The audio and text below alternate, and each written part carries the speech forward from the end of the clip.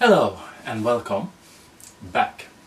So now we're going to talk, I am going to talk and you are hopefully going to listen about sexuality. And it's quite interesting to look at sexuality from different points of view. So one way is to look at it from a point of view that we have bisexuals, which are people who are able to love both sexes. A bisexual is able to love a man and a woman. Some might have preferences for either men or for women, but they are basically able to love both sexes. And then on the other hand, you have people who are monosexuals, who define them as they are only loving one sex. So a monosexual would only love women or would only love men.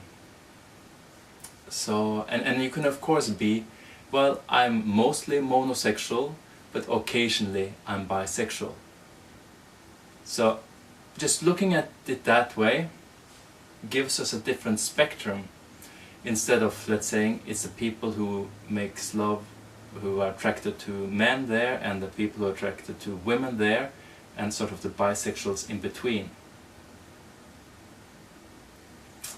And of course, you can take and look at sexuality from another point of view. You can have the sexuals, those who are, whether they are bisexual or monosexual, on one side of the spectrum, and on the other side you have those who are asexuals. So here we could have the sexuals and the asexuals. So this is one way of looking at it. Of course, there's many more categories that you could choose, but I'm just choosing some of them. And one thing that is interesting about a polyamorous relationship, I find, is that it might consist of a bisexual, I mean a person who is able to love a man or a woman, and it might consist of two monosexuals, like one who is attracted to men and one who is attracted to women.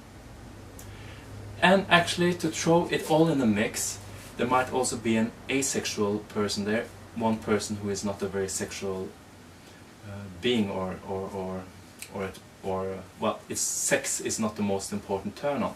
This person can also find its place in a polyamorous relationship, and might also feel there's less pressure, because this person does not have to do sex if that is not what this person likes. And there's other doing this, and we are not all the same. So I think one good thing, where you have a monogamous relationship, and one wants sex and one doesn't want sex, there's a lot of pressure on the person who doesn't want sex. And there's a lot of dissatisfaction on the person who wants sex. So these two are not going to get their needs met. But if you are in a relationship with, let's say, 3 people, and there's 2 people who enjoy sex, and there's one who does not care that much for sex, then there's going to be much more satisfaction in this relationship and less pressure. There was a story about a Swedish couple, but seems to be a lot of Swedish things coming up, but anyway, it's a couple. Let's just ignore the nationality. It was a couple, and the man and the woman were together, and the man did have a very sexual drive, so for him once a month was okay. Maybe even he felt pressured to do it more. And for the woman, she said, well, I want it at least 2 or 3 times a week. So they were having a relationship about to break up. And then she made, I think it was an ad, and she said that she would look for somebody who would fulfill her sexual needs, and the two were open about it and agreed on it.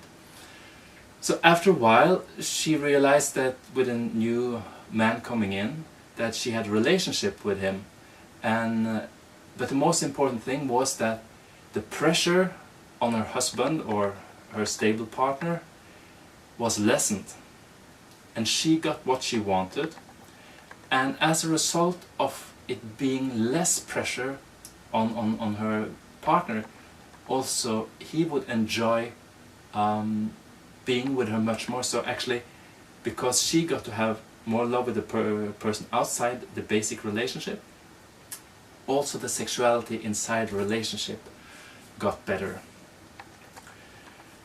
So these are some thoughts about how relationships can be. I'd like to just look at another way of looking at sexuality, and that is, instead of saying homosexual or heterosexual, same-sex partner or opposite-sex partner, maybe we could use, like, you have the word bisexual, and you could have a word like, well, I'm femisexual, so I'm attracted to women, or you have masculsexual, I'm attracted to men. So what is interesting now is that you get a new group of people. You get, for the femisexuals, you would have then lesbians, and you would have heterosexual men being in the same group. And what they're sharing is their love of women. And you would have also, in the masculsexual group, you would have heterosexual women, or you would have homosexual men, both loving men. And I think this is interesting, just to shake up the categories that we're living in and seeing what would that make. Would it make life easier, or would it make life harder? There's also some other words that suggested: gynophile or androphile, so attracted to women, attracted to men. I think this is about it. If you want to have some homework, then take a look at bisexuality, monosexuality, take a look at asexuality, and look at what would it be if we are defining ourselves as femisexuals or masculsexuals or bisexuals, instead of these boxes of gay, straight, same-sex, opposite sex, etc. So the next topic will be about power. Welcome back.